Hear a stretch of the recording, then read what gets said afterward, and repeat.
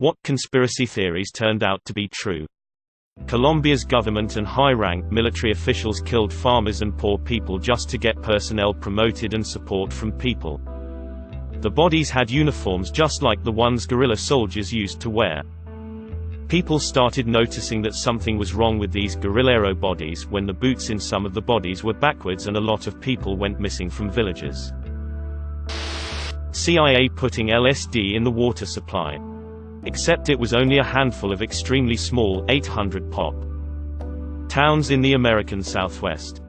And the outcome was not, "We have a mind control serum." But instead, that deeply troubled a lot of rural elderly people, who had no idea what was happening to them. Ernest Hemingway believed he was being followed by the FBI. It was passed off as paranoid delusions by the medical community and the world at large. But the Freedom of Information Act revealed that Hemingway was an amateur agent in Cuba during the war, but also seen as a potential communist sympathizer by the FBI, who did later follow him. It played a major role in his suicide, though obviously there were many other factors. My father, who I previously thought was insane, was convinced the meds the military used to prevent malaria caused serious and permanent behavioral health issues. 30 years later, I was prescribed a different malaria med as a preventative before a trip. And I jokingly mentioned my father's theory to the doc. Mefloquine. Yeah. That's actually true. That's why we switched to this one. Edit. The conspiracy part is that the Department of Defense has known for a very long time, at least as far back as the 80s, that mefloquine causes some effed up psychiatric problems. In some cases permanently. They vehemently denied the issues were caused by mefloquine and instead blamed PTSD, stress, and pre-existing issues. They have since conceded, albeit not formally, that mefloquine causes serious issues and now use doxycycline and malarone. Ooh. Story time. In 1989, I was a new Peace Corps volunteer in Africa. So shiny and new. So ready to change the world. They gave us mefloquine and demanded that we take it. As in, swallow the pills in front of them. I sent this on a postcard, like an actual card, because this was before the internet, to my mother, who is an oncological nurse. And she actually somehow got through to the US Embassy in my country with the message not to take it under any circumstances. So I just didn't take any prophylaxis. And of course got malaria like 4 times. And eventually got caught and was told I had to take it or leave the Peace Corps. So I did. And then things got real effing weird in a hurry. I stopped showing up for work. Holed up in my house eating nothing but mangoes. And used a pen and like 5 school notebooks to teach myself spherical trigonometry. Figure the angle of my front door and draw the lines for a giant sundial on the walls of my living room. I can remember every detail of this. Even now. 30 years later. Maybe a week later. I woke up in the hospital ward of a US airbase in Germany. Apparently I had a complete psychotic break and disassembled every piece of furniture in the house in order to construct a 25 feet tall idol of some kind of god that was haunting my dreams. I have no memory whatsoever of this. But there are many photographs. My friend stopped by for what she thought would be a good talk and instead got some batch speech about the elder gods being reborn or some sh. And you'd built a giant cow demon. She said. I'm still completely missing like 6 or 7 days of January 1991. So after that, I got to take chloroquine instead. And just had weird dreams. My neighbors burned the idol and treated me with exquisite respect from there on out. And then I got back to the USA. And was in a snowstorm in Buffalo, New York. And relapsed with malaria due to its cyclical nature and had to talk my way through everyone at the goddamn hospital that yes, I had malaria even though it was February in upstate NY. That was loads of fun. The CIA has a special gun that shoots dissolvable darts that leave no trace and cause people to get a heart attack.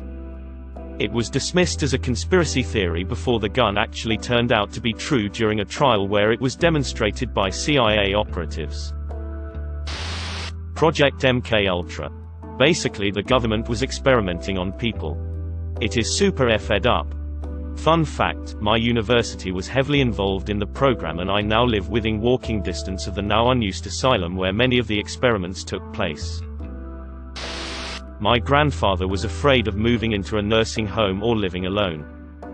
He was convinced people working in elderly medical care were out to get him. A few years later, a local nurse is in the news as a serial killer who believed she was doing the right thing, ending lives early. Around the same time, a home visiting nurse, who was supposed to help him, got frustrated and hit him. So I removed her from the house, which was something he wouldn't have been able to do. After reporting that nurse everywhere, she was still doing home visits for an acquaintance, until I told him to. Angels of death are very real, very prolific, and probably don't get caught as much as people might hope. I suspect plenty unsung killers have a body count that would put Ridgway to shame. Dog money is used to rig elections and train brutal, corporate-sponsored dictators around the world. The government is listening to your phone calls and reading personal messages. Watergate. It started out as a conspiracy theory, but gained enough evidence to turn into the scandal that we all know today. This is on a lighter note, but in 2013, during the twerking craze, there was a viral video which featured a girl named Caitlin Heller twerking against a doorway. When someone opens the door, Heller then falls on a table with a candle, thus setting her on fire. Not only was it being shared online, but news media like CNN were picking up on the story. While people were having conspiracy theories that this video may be fake, those people were often mocked. Eventually, Jimmy Kimmel came out and revealed that the video was fake and Caitlin Heller was actually a stuntwoman named Daphne Avalon. The business plot: the 1930s robber barons attempted a violent overthrow of FDR's government, with the intention of installing fascism. Smedley Butler, the man they had hoped would lead their coup, exposed them, making them look ridiculous and leading to a cover-up, but nonetheless rendering the plot a failure. They destroyed his career, which never recovered, and he died in obscurity in Westchester, Pennsylvania. There's a good chance that we would have seen a fascist takeover of the country had one man not sacrificed his career to prevent it. Despite his heroism, few people today know his name. The CIA kickstarted the crack epidemic that devastated many U.S. black urban areas in the 80s in order to pay for death squads in Central America. There was an investigative series in the mid-90s written by a journalist named Gary Webb in the San Jose Mercury News, where he chronicled the CIA's trafficking of coke on behalf of the anti-communist Contras in Nicaragua. This got picked up by several other larger newspapers and prompted several official government investigations. The paper got pushback, which eventually led to them retracting parts of the investigative series, and the official government reports whitewashed the entire thing, and Gary Webb resigned in disgrace. He would later kill himself in 2004. TLDR, journalist at medium-sized newspaper exposes CIA dog trafficking helped lead to crack explosion. The government and journalists from bigger papers destroy him. He dies from 2 shots to the head, which is ruled a suicide. His reporting appears to be mostly true. You know the whole "birds aren't real" conspiracy theory? Well, it's funny because there was a thing in the 1960s called Project Acoustic Kitty, where the CIA wanted to put microphones and transmitters inside of cats and use them to spy on the Soviets. It cost about $20 million and was a huge failure, and allegedly the first cat they wired was hit by a car and killed very soon after they let it go. Now, I'm not saying that birds are being used to spy on us, but it's crazy to think that the government did actually try something like that. Operation Condor. The USA financed with money and weapons military groups in all South America to prevent the communism or socialism to impose in any country on the continent. It turns out that they began to establish dictatorships that in some cases lasted for decades, disappearing tens of thousands of people against the regime. One of the most widely known cases is Pinochet in Chile and Videla in Argentina. Don't know if it would count or if it was known but just not widely known. But planned obsolescence by mobile phone companies. People suspected the phones were being slowed down on purpose when a new phone arrived.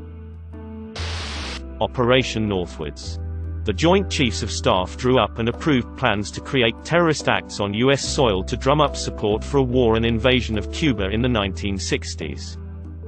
President Kennedy rejected the plan, which included innocent Americans being shot dead on the streets, boats carrying refugees fleeing Cuba to be sunk on the high seas, a wave of violent terrorism to be launched in Washington, D.C., Miami, and elsewhere, people being framed for bombings they did not commit, and planes being hijacked. Your phone is listening to you even when you aren't using it. Case in point. My friend was telling me, in person, about some alternative to PayPal she found.